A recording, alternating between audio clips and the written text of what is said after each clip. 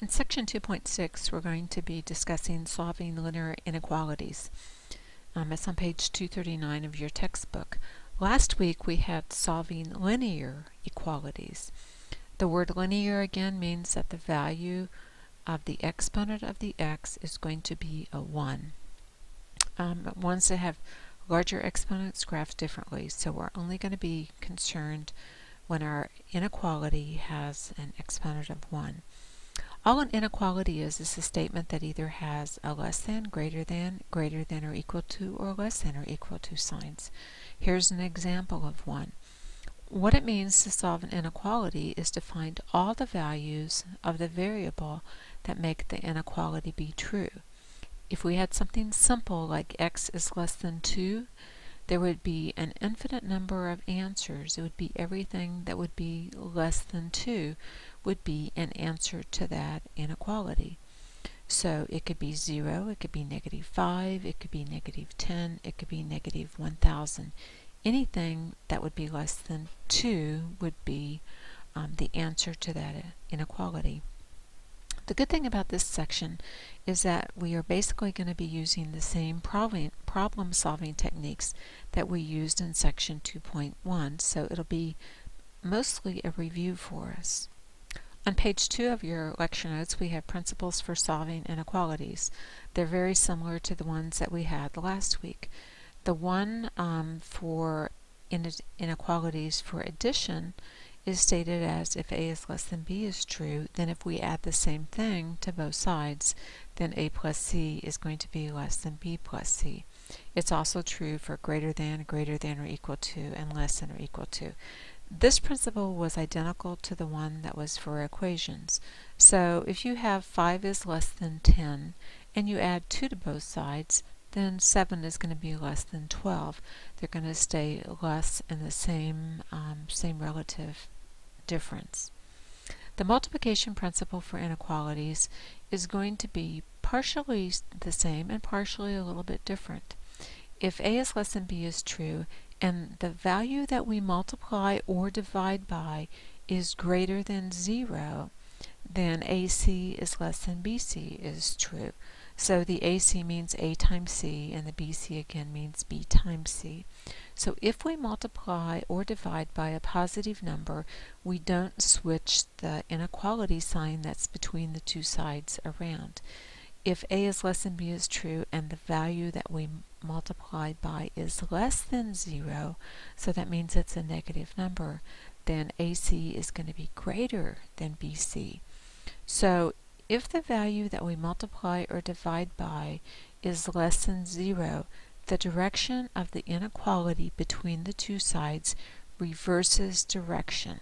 So down at the bottom of the page here, what we have is the statement that's different. If you multiply or divide by a negative number, the inequality sign reverses direction between the two sides. It doesn't make any difference what the top of that fraction is if we're dividing.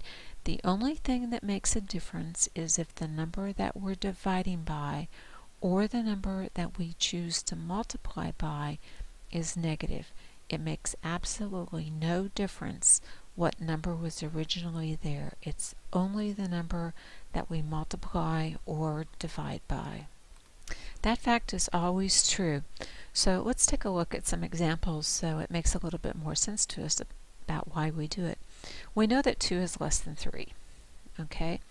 If we take both sides and we multiply it by a negative number, so we're going to multiply both sides by -1 here. On one side we have -2, and on the other side we have -3. -2 is bigger than -3. So if we were in the hole, I'd certainly rather owe somebody $2 than I would owe them $3. So you can see that we started out with 2 is less than 3. When we multiplied by a negative number, we had to reverse the sign that was between them around in order to keep the statement a true statement. We know that -4 is less than 8. If I divide both sides by a negative number, then again I'm going to reverse the inequality sign that's between them. So let's divide both sides by -4 here. -4 divided by -4 is a +1, 8 divided by negative 4 is a negative 2, and a positive number is certainly larger than a negative number. So we started out with the sign being less than. When we divided by a negative number, we had to reverse the number that was in between them. So you can see that it doesn't make any difference. Here we're dividing this number by a negative 4, it's a negative on top, and over here it's a positive on top. The numbers that are on top make absolutely no difference. It's only the number right here that we're dividing both sides by. In the previous example, it was the negative 1 that we were multiplying both sides. So it only makes a difference what you're multiplying or dividing by, what you brought into the equation, the inequality that was new. I'm going to go through this example fairly quickly.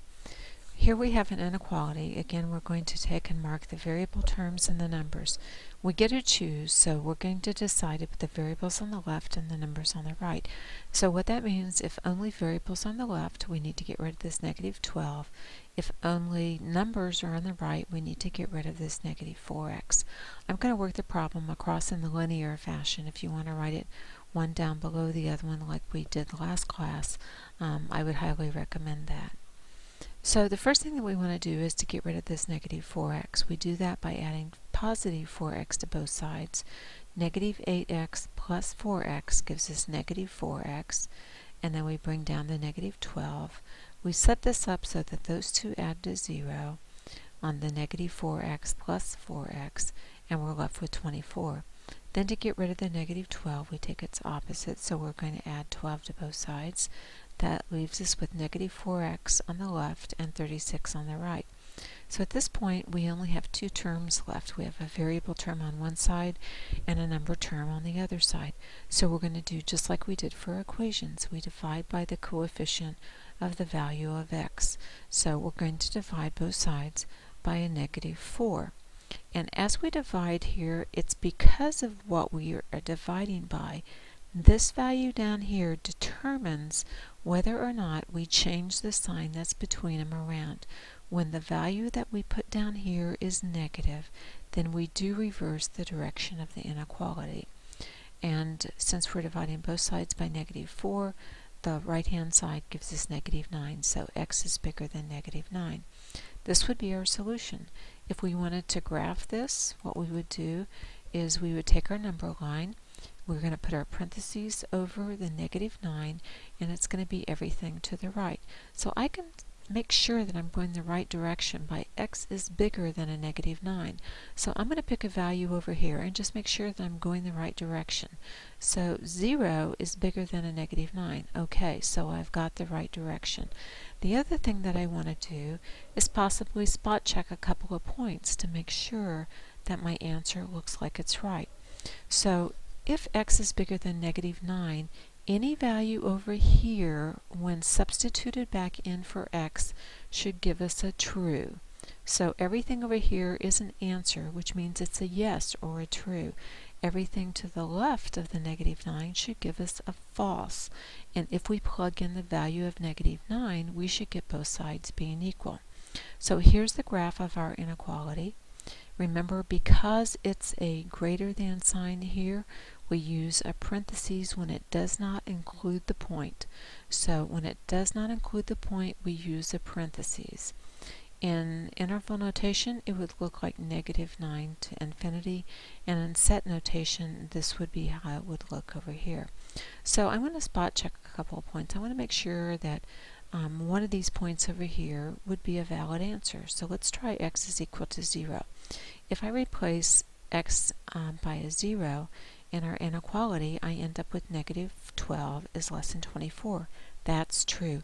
0 is in the answer set, so I've got the direction right. If I try minus 10, I'm going to expect to get something false. I'll let you go ahead and work through it, and when I do that, I get 68 is not bigger than 64. So I get a false for this picture. So x is not in the solution set, and our picture is correct. What I'd like you to do now is try to work these two problems here and graph your solution. Try a couple of points and see if the solution set is right. On the next video, I'll discuss the answer to these problems and some of the problems on the practice test.